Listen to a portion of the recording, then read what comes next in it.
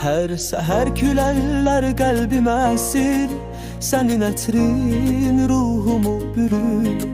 Sevgi yuxumda rəqs edir yenə, üzün gəlir qucağımda gülür. Tale yazılır ulduzlara bax, sevgi Tanrıdan gələn bir işıq.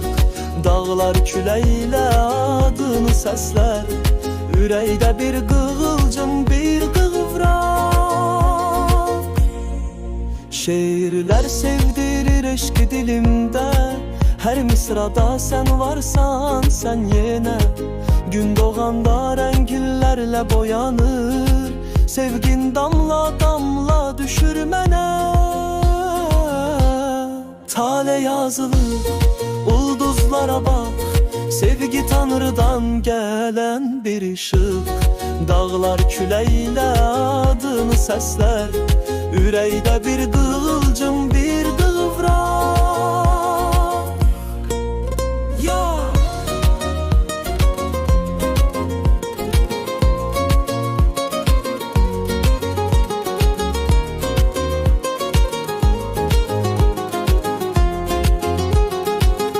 Qış fərqi yoxdur xəyallar mənim, hər xəyalda sən varsan, bir də sənin.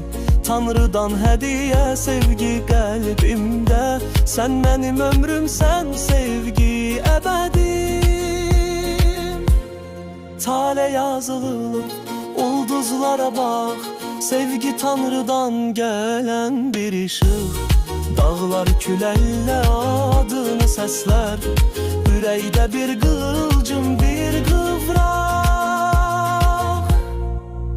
Hər səhər ürəyimə bir külək əsib sənin ətrini gətirir.